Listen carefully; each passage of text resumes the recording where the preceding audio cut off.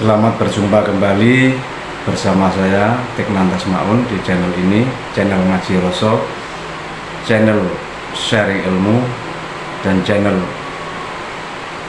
hiburan jiwa. Assalamualaikum warahmatullahi wabarakatuh. Salam sejahtera, salam rahayu. Para pemirsa sekalian yang budiman, untuk kali ini saya ingin mereview living streaming saya yang kemarin malam, karena banyak lag suara di situ, sehingga ini saya buatkan satu reviewnya, satu ringkasan. Semoga dengan ringkasan video ini menjadi lebih jelas lagi, Anda tidak gagal paham. Ini fokus mengenai bagaimana sih cara memohon kepada Allah dengan cara dalam bahasa modern sekarang itu yang terkenal sebagai law of attraction. Tetapi bukan law of attraction dari pandangan barat, bukan law of attraction yang dari ilmu modern sekarang, bukan.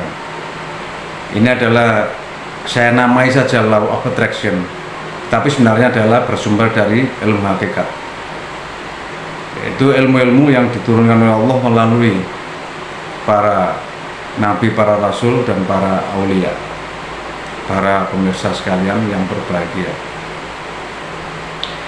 coba kita perhatikan. Ini saya buatkan satu video ya, yang secara umum apa sih law of attraction itu. Kemudian setelah itu nanti saya kasih komentar, dan kita masuk pada sliding lagi yang saya buatkan satu video lagi supaya tergambar jelas. Nah, baru itu nanti saya komen yang penting-penting supaya masuk pada diri Anda. Nah, sebelum masuk ke sliding video ini yang mau saya tampilkan,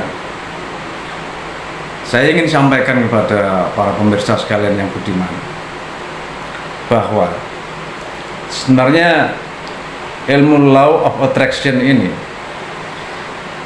yang mengajarkan adalah Allah SWT sendiri melalui Kanjeng Nabi.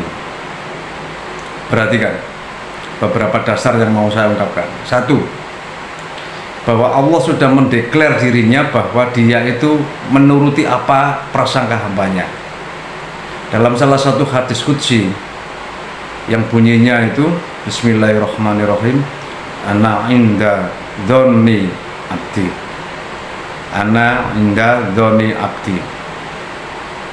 Makna harfiahnya ana Allah, maksudnya inda itu di dalam, dzon itu prasangka, abdi itu hamba. Terjemahan secara bebas yang dimaknai dalam bahasa kita sehari-hari bahwa Allah itu menuruti prasangka kita, Allah itu menuruti prasangka hambanya.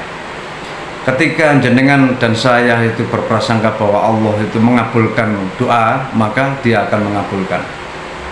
Nah, prasangka ini menyangkut urusan perasaan, bukan lagi di pikiran. Memang mula-mulanya dari pikiran, tetapi prasangka itu, bersarangnya prasangka itu di hati. Jadi ini perhatikan, ketika ada seseorang yang mengatakan bahwa wah, aku ini nggak makan kalau nggak mereman ke orang lain atau nggak bekerja di sawah orang lain, ya selamanya dia memang nggak dapat rezeki kalau nggak kerja di tempat orang lain, karena memang prasangkanya sudah begitu. Ada lagi yang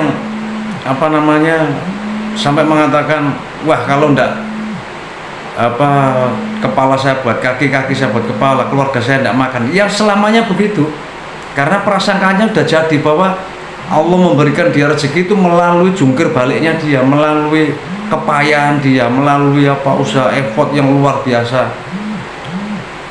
Berbeda dengan orang yang punya prasangka dalam tanda petik luar biasa ini.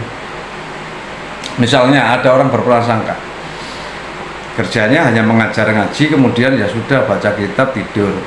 Dia berprasangka, dia mengatakan wong rezeki itu dari Allah. Masih tak tinggal tidur pun tetap rezeki datang. Ya datang karena prasangkanya begitu. Ini yang paling mudah ya bisa ditangkap. Nah, masalahnya nanti yang mau saya uraikan juga, prasangka itu loh, hati begitu tidak bisa sekedar diajari. Makanya kalau law cara barat, law of attraction cara orang Amerika itu kan diulang-ulang, ditulis, dibuat skrip apa semua itu maksudnya itu supaya masuk mendarah daging keyakinan itu. Tapi juga banyak yang gagal, bahkan stres karena keyakinan itu tidak bisa. Hati kita itu disebut dalam bahasa Arabnya kolbun itu bolak-balik. Nah, Allah sendiri yang bolak-balikkan hati kita. Nah, ujungnya nanti itu sebenarnya ya minta saja, ya Allah, beri saya keyakinan yang pasti, yang kuat, yang hakul yakin bahwa Engkau maha murah, maha mengabulkan doa, dan apa yang saya minta ini pasti Engkau kabulkan. Dan berikan saya penglihatan batin supaya seakan-akan saya bisa melihat bahwa itu sudah wujud saat ini juga apa yang saya butuhkan. Nah, itu kalau dalam bahasa orang modern namanya visualisasi. Ada memang sinkronisasi, tapi jauh bedanya. Kalau di sisi ilmu hakikat itu kita itu bagaikan membuka jendela pintu di rumah kita untuk menerima cahaya matahari. Sedangkan mataharinya sudah bersinar, kita tidak bisa memaksa matahari untuk bersinar, tapi kita hanya bisa membuka jendela dan pintu supaya cahaya itu masuk ke rumah kita. Bisa dipahami prinsip dasarnya. Itu prinsip pertama. Prinsip kedua, Allah mengajarkan dalam Al-Quranul Karim itu jelas, kalau Anda berpegang pada ini, merdeka sudah hidup Anda. Apa itu? A'udzubillahi minasyaitonirrajim. Bismillahirrahmanirrahim.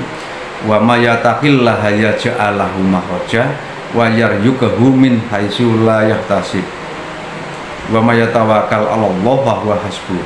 Nah, itu kata Allah, siapa saja yang nurut kepadaku. Nah, bahasa takwa itu kalau saya mengartikan itu nurut, patuh, maka ketika dia mendapati kesusahan, akan aku berikan jalan keluar, dan aku berikan dia rezeki dari jalan yang dia tidak sangka.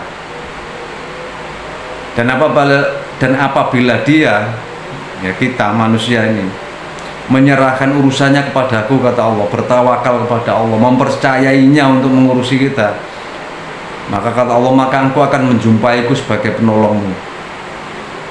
Itu bahasa makna bebasnya begitu. Jadi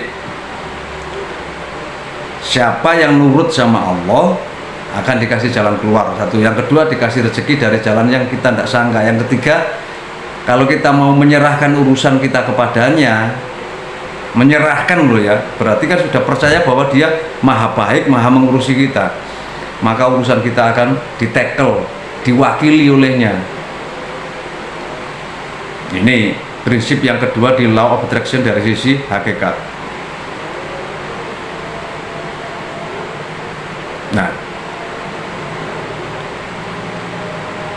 dari sini para pemirsa sekalian, prinsip yang ketiga, ini yang paling dalam.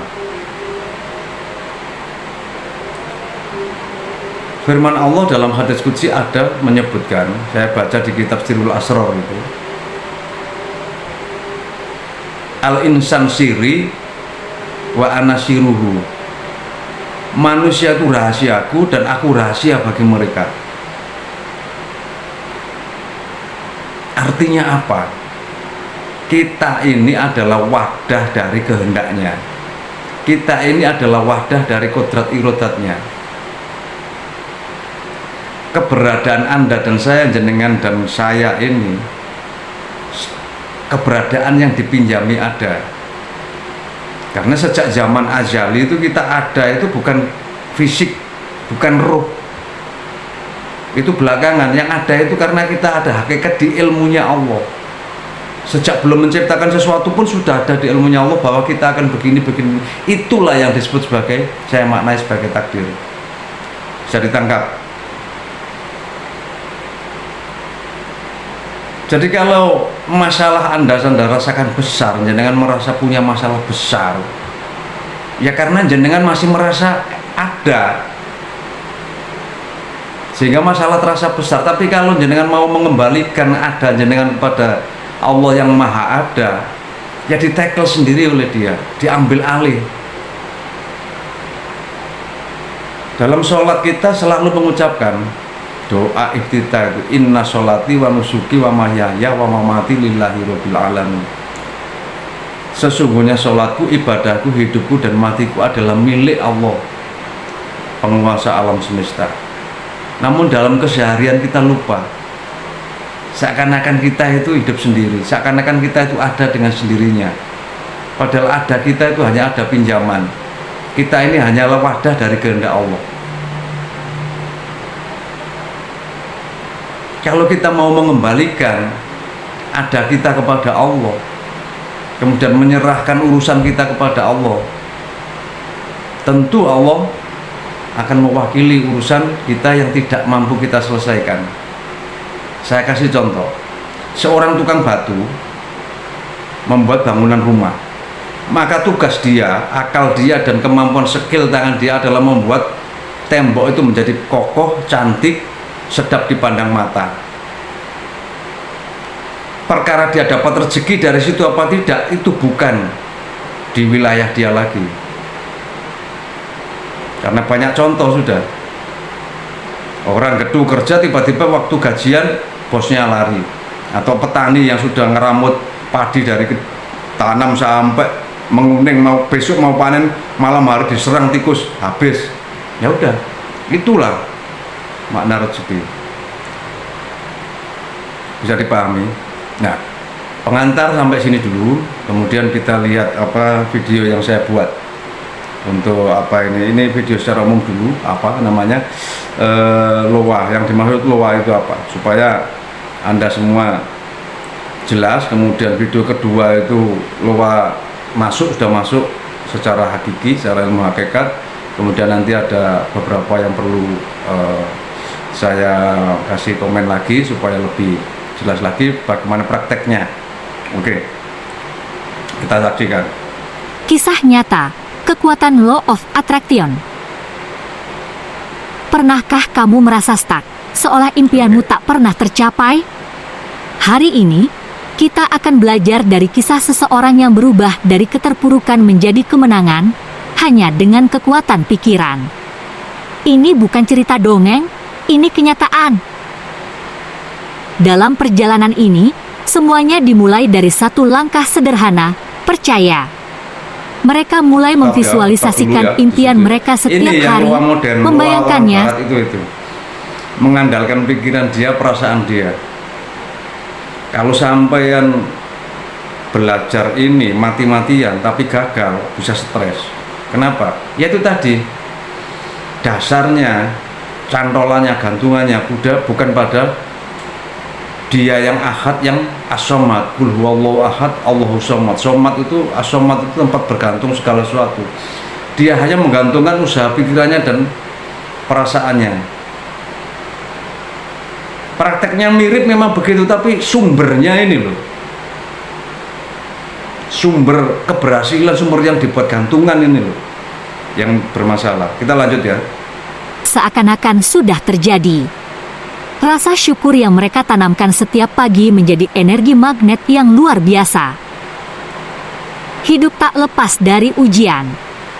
Tapi alih-alih menyerah, mereka memilih untuk menggunakan tantangan tersebut sebagai bahan bakar semangat. Setiap langkah sulit adalah peluang untuk mendekatkan diri pada impian dan alam. Nah, itu di sini benar. Yang nggak benar tadi itu, gantungannya tadi, cantolannya tadi, pengharapannya tadi, atau dasar dari amaliyah ini bukan rahmatnya Allah, tapi menggantungkan di pikiran sama perasaannya sendiri. Nah, kalau jalan yang ini mirip, ya begitu memang. Awal pagi itu kalau kita bisa bersyukur atas nikmat Allah, kemudian kita yakin bahwa Allah itu Rahman Rahim pada kita percaya bahwa masalah kita akan di take over oleh Allah. Nah itu. Ini makanya saya kasih komen. Ini saya yang buat video, tapi saya contohkan video pertama ini dari Ansik yang acara orang Barat. Kita lanjut. Semesta terus merespons keyakinan mereka. Perlahan, keajaiban mulai terjadi. Peluang datang dari arah tak terduga. Hubungan terbentuk. Bagus. dan jalan sukses terhampar. Semua dimulai dari kekuatan pikiran positif dan tindakan nyata. Law of Attraction ini menunjukkan bahwa apa yang kamu fokuskan, itulah yang akan kamu tarik ke dalam hidup. Kisah ini menggambarkan bahwa kekuatan ada dalam dirimu. Mulailah percaya, visualisasikan. Oke, sekali lagi ya, ini ya saya tekankan, pikiran positif dan tindakan nyata itu benar.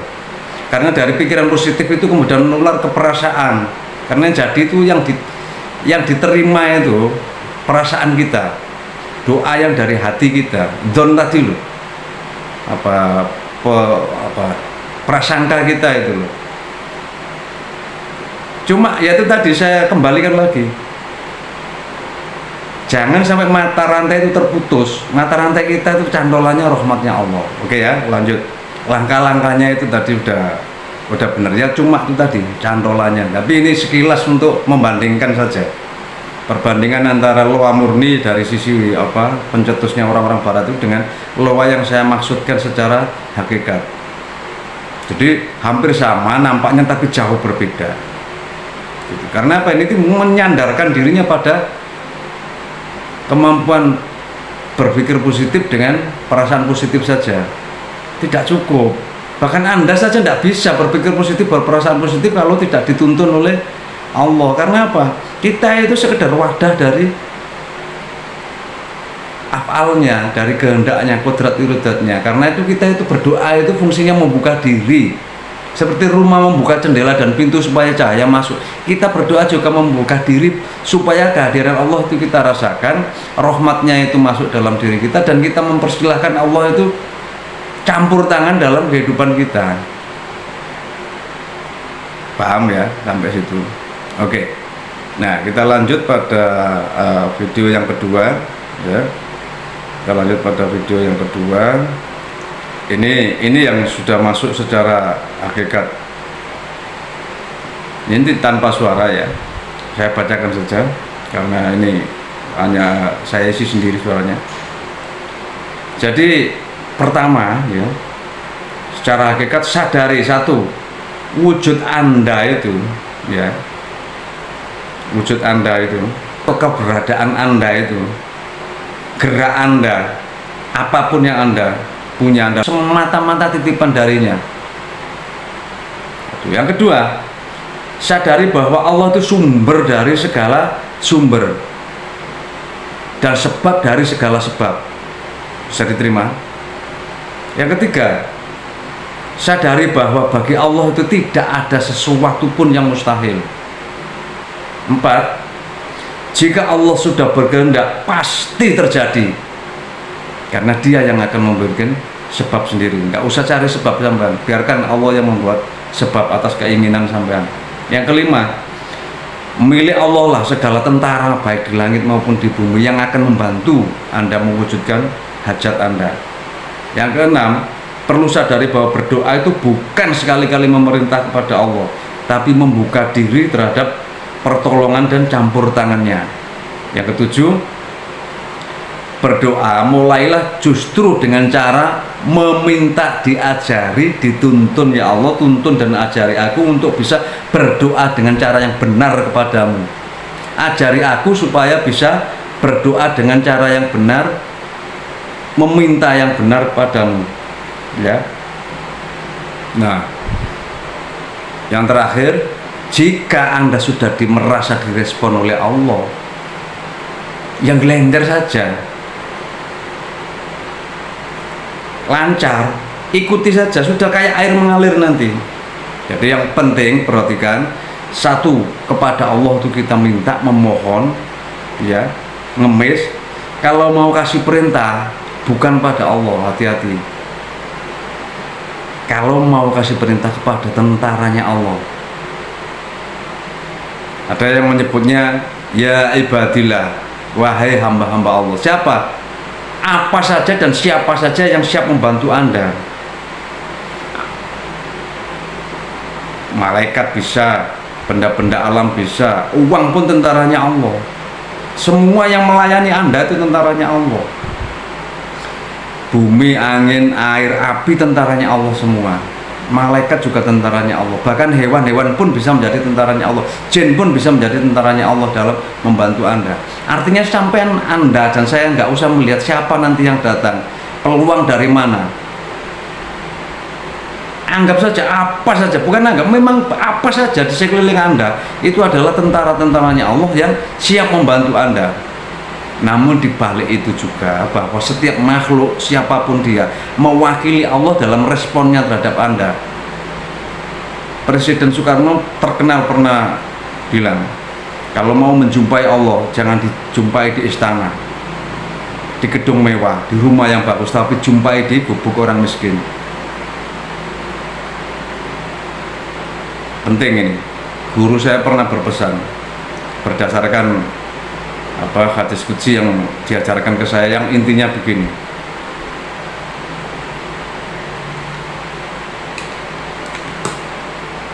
Kelak kita ini akan ditagih oleh Allah.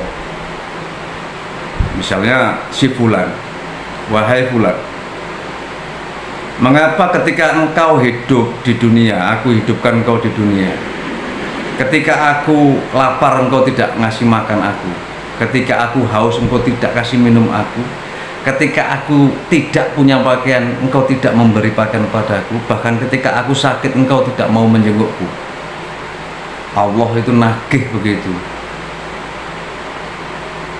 Kemudian si fulan itu nanti jawab, misalnya saya jawab, loh, jenengan itu Rabbul Alamin, Tuhan sekalian alam, kapan jenengan pernah lapar, pernah haus, pernah kedinginan, gak berpakaian, dan pernah sakit?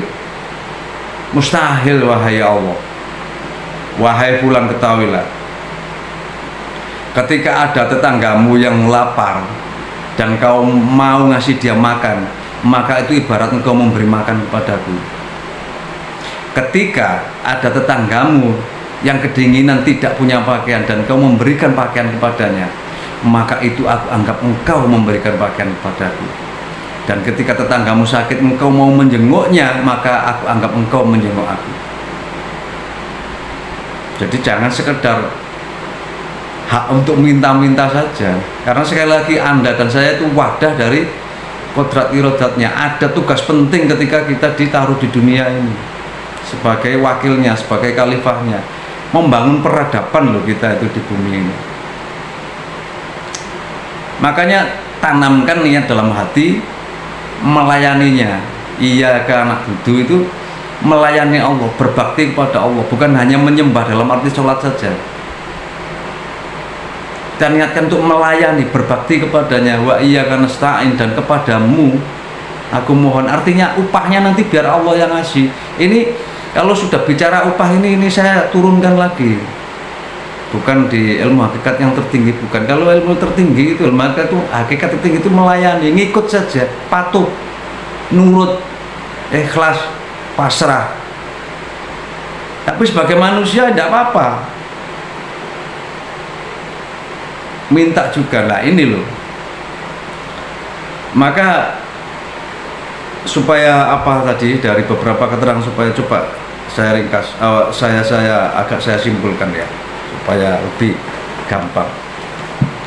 Kalau mau berdoa, ya ini prakteknya sekarang, masuk di praktek ya, doa ya loa saya anggap sama lah. Prakteknya gimana? Bagi muslim tentu saja ambil air wudhu dulu, kemudian sholat hajat dulu, kemudian kirim fatihah kepada kanjeng Nabi, kepada Sultanul Aulia Sayyidina Syekh Abdul Qadir Jailani, kepada orang tua dan guru. Kalau Anda menganggap saya guru, kirimi fatihah juga. Nama saya Tiknan Tasmaun, Tiknan bin Tasmaun atau Tiknan Tasmaun, sama saja. Kemudian bersyahadat sebagai memperbarui iman, kemudian bersolawat kepada kanjeng Nabi 3 kali, baru kemudian berdoa diawali dengan menyebut nama Allah, memanggil Allah seperti yang saya ajarkan sudah. Mulut dikunci, hati saja Allah, Allah, Allah, sampai Anda merasa direspon oleh Allah. Ketika Anda sudah direspon oleh Allah, kemudian pertama kali minta, ya Allah ajari aku untuk berdoa kepadamu, karena aku ada keperluan ini, untuk besok itu anak kuliah ini untuk apa, keperluan harta benda silahkan, untuk keperluan apa saja silahkan, keperluan duniawi monggo, tidak apa-apa. Ajari ya Allah supaya aku bisa berdoa kepadamu, meminta kepadamu dengan cara yang benar sesuai kehendakmu. Kemudian ajari aku untuk bisa yakin bahwa engkau mengabulkan doaku, karena keyakinan nggak bisa dibuat-buat. Keyakinan itu anugerah Allah. Ingat kata kunci di sini, keyakinan itu anugerah Allah. Karena itu mintalah, ya Allah berikan aku keyakinan kepadaku bahwa engkau Rahman Rahim, bahwa engkau mengabulkan apapun yang aku minta. Ketiga, ya Allah berikan aku pandangan hati, seakan-akan aku sudah bisa melihat, bukan bisa melihat dengan hati bahwa apa yang aku minta itu engkau kabulkan hari ini juga, saat ini juga, dan aku dalam pandangan hati melihat kebesaranmu, yaitu apa yang kau berikan tadi udah wujud. Mula-mula tiga ini yang minta. Satu, minta dibimbing, dituntut untuk bisa memohon, berdoa. Yang kedua, minta diberi keyakinan. Yang ketiga, minta diberi isyarah hati, pandangan hati, atau dalam bahasa modern sekarang disebut visualisasi. Nah kalau sudah begitu, merasa sudah bisa sambung mintain, udah sudah jalan sendiri nanti. Seakan-akan itu, oh iya ini dituntun, dan hati sampean, hati Anda itu berarti blong, riang gembira. Timbulnya apa? Terima kasih ya Allah, alhamdulillah ya Allah. Itu timbul sendiri nanti itu. Jadi syukurnya bukan dibuat-buat. Rasa syukur itu meluap dari hati kita karena sukacita kita bertemu dengan Rabbul Alamin. Karena kita bisa berkeluh kesah kepadanya, bukannya dia tidak tahu, tapi kita bisa meluahkan perasaan kita, kemudian kita dianugerahi keyakinan bahwa Allah mengabulkan permohonan kita, dan tanpa di cancel lagi nanti. Setelah itu akal Anda, akal jenengan kula ini tidak protes. Yang meng-cancel doa Anda itu kan akal Anda sendiri. Loh, mosok iya tuh, mosok itu akal, karena di akal kritis Anda itu menolak. Nah ini yang saya ajarkan, itu selalu itulah meditasi. Belajar meditasi itu adalah masuk ke alam bawah sadar lah. Cara paling mudah ya ini tadi, ini ringkas cara yang paling mudah. Nah setelah itu kalau tahap berikutnya namanya tahap bersaksi atau tahap memerintah. Sebenarnya itu tahap bersaksi, bukan memerintah. Uang, kalau Anda butuh uang itu adalah makhluk juga, karena itu bagi Anda dan saya, jadikan dia pelayan, jadikan dia itu, karena anggap saja dia juga tentaranya Allah, walaupun benda mati, tapi panggil saja. Sudah minta pada Allah, sudah yakin, sudah mengisyarahkan dengan pandangan hati, panggil, diajak bicara, datanglah ke sini. Kemudian siapa saja ini, wahai unsur-unsur tentara Allah yang baik, yang menyertaiku sejak kelahiranku, kalau orang Jawa bilang seluruh 45 pancar, maupun tentara Allah yang ada di sekelilingku. Kalau di hadisnya itu disebut apa? Ya ibadillah, agi suni, wahai hamba Allah, bantu aku. Sama. Karena tentara Allah itu macam-macam. Bahkan algoritma Facebook, algoritma YouTube, algoritma di dunia modern sekarang sebenarnya itu juga tentaranya Allah. Cuma ilmu itu sebenarnya sudah ada sejak zaman azali, cuma ditemukan oleh manusia zaman sekarang. Lah itu sama saja, mikroba tentaranya Allah yang membusukkan sesuatu. Kalau nggak ada tentaranya Allah yang untuk membusukkan sesuatu di tanah, ya tanah nggak bisa gembur. Maksud saya kasih contoh begitu. Nah itu bisa komunikasikan saja. Karena apa? Allah mencipta dunia ini, saya kasih rahasia ya, itu pada dasarnya adalah energi. Yang kemudian dari energi itu ya berbentuk Nur Muhammad.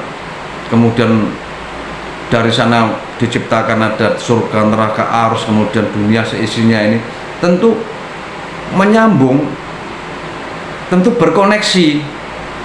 Bukan makhluk hidup saja, karena semuanya itu mewakili keberadaan Allah. Karena itu ada koneksi.